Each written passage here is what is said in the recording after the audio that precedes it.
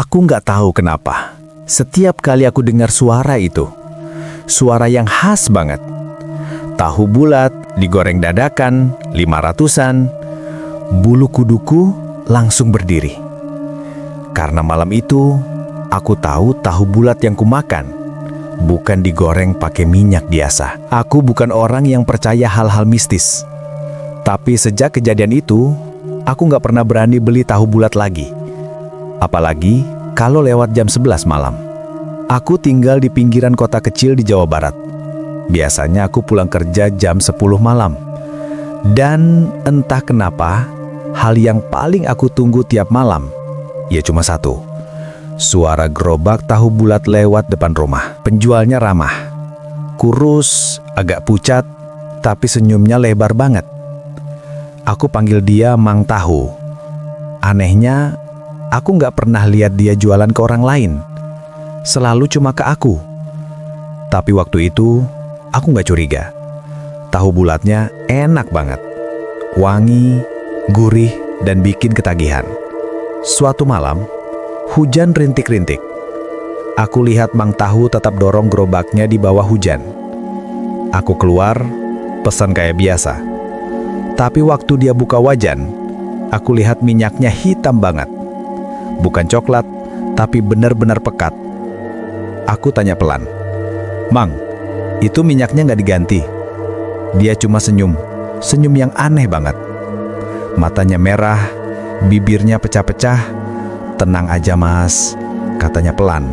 "Minyaknya udah campur doa, biar tahunya gurih dan laku." Aku ketawa kecil. Tapi malam itu, aku mimpi. Mimpi wajah-wajah hitam muncul dari dalam wajan gorengan menatap aku dari dalam minyak panas yang mendidih. Beberapa hari kemudian, aku mulai sering cium bau gorengan. Padahal gerobaknya gak lewat.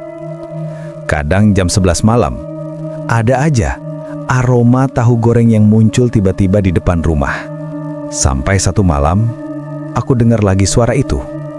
Tahu bulat digoreng dadakan 500-an.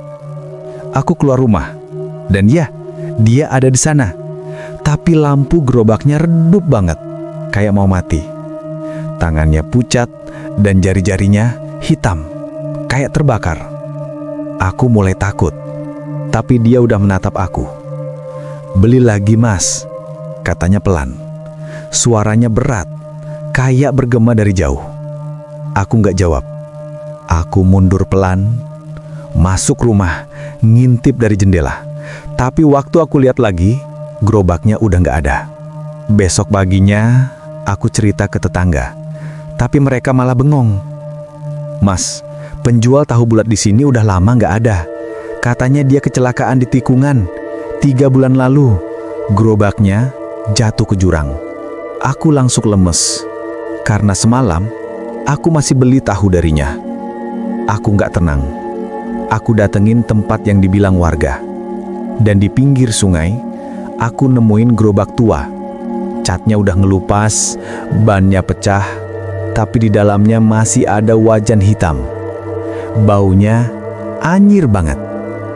Aku buka tutup wajannya pelan-pelan, dan di dalamnya ada cairan hitam kental kayak darah. Di bawahnya ada beberapa foto yang gosong. Foto-foto orang yang pernah beli tahu bulat di situ. Dan di paling bawah ada fotoku. Sejak hari itu, aku pindah rumah. Tapi kadang jam 11 malam, aku masih dengar suara itu dari jauh. Tahu bulat digoreng dadakan 500-an. Aku lihat keluar jendela. Jalanan sepi, tapi bau tahu goreng itu masih kecium. Wangi gurih yang entah kenapa selalu bercampur bau anyir darah. Kalau kamu ngalamin hal aneh juga waktu beli makanan malam-malam, coba tulis di kolom komentar. Siapa tahu bukan cuma aku yang pernah lihat penjual tahu itu. Jangan lupa klik like kalau kamu ngerasa merinding. Dan subscribe biar gak ketinggalan kisah nyata horor berikutnya. Karena bisa jadi cerita selanjutnya terjadi di tempatmu.